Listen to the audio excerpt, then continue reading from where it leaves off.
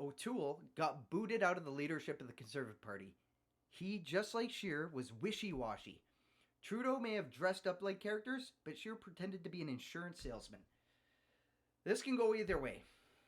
They may install another Scheer or O'Toole for leader, which, as far as I'm concerned, would be just fine. It would push more Conservatives to the People's Party, or it appears that way from some of the comments I've seen online.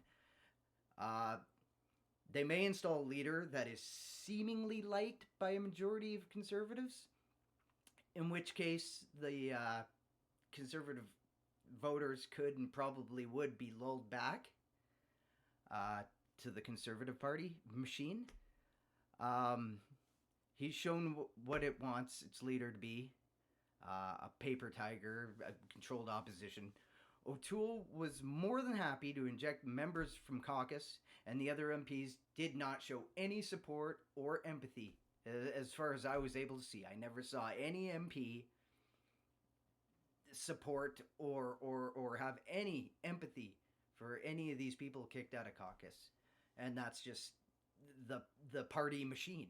Wouldn't allow them to do that. Wouldn't allow them to step in. I think that's politics, I guess. The Conservative Party should have a unified vision for the country.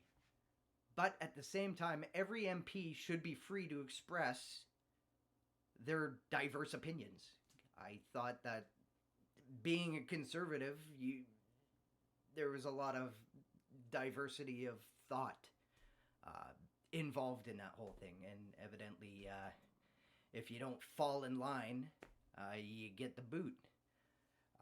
As far as I was concerned, the MPs that are there representing their constituents. I don't get it. And as much people would like to believe some of the good ones are there, some of the good Conservative MPs, I'm sure there might be a couple, I guess. Just remember, these people didn't really mention mandates or lockdowns or any of that until the Convoy became an international news story. Even for the people purportedly working for you, they didn't say anything. They didn't say anything till it was too big to ignore. There was a small contingent, a small number of MPs, former MPs, shouting about this for over a year. I'm thinking of a certain French Quebecois individual, Mr. Bernier, for example, has been shouting this from the rooftops for months and months and months and months. And then they wait. They say nothing until they've got 1,000 trucks sitting in Ottawa. It's baffling to me that people can sit back and support these people.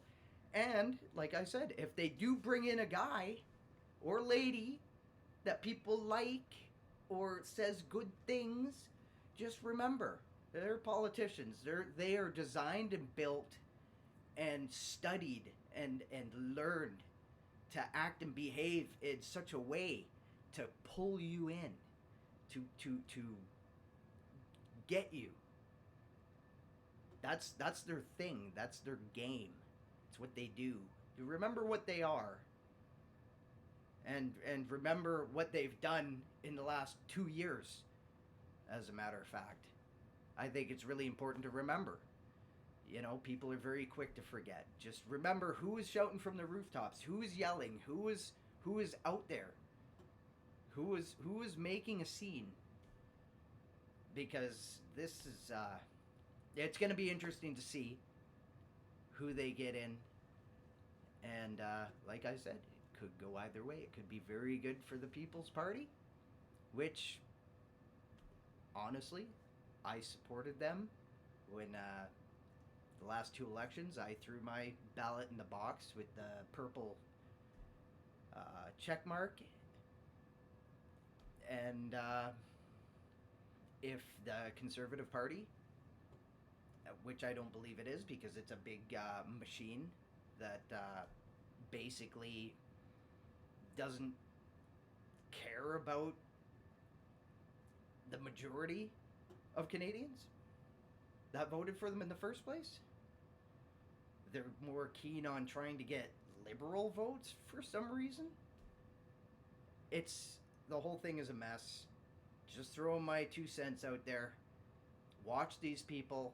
Now more than ever, you have the ability to be able to go back and look at what they said. You can compile everything that they've said over the past 6, 8, 12 months, and you can see whether they've been consistent and whether they've been saying things that you agree with or that make sense, or both.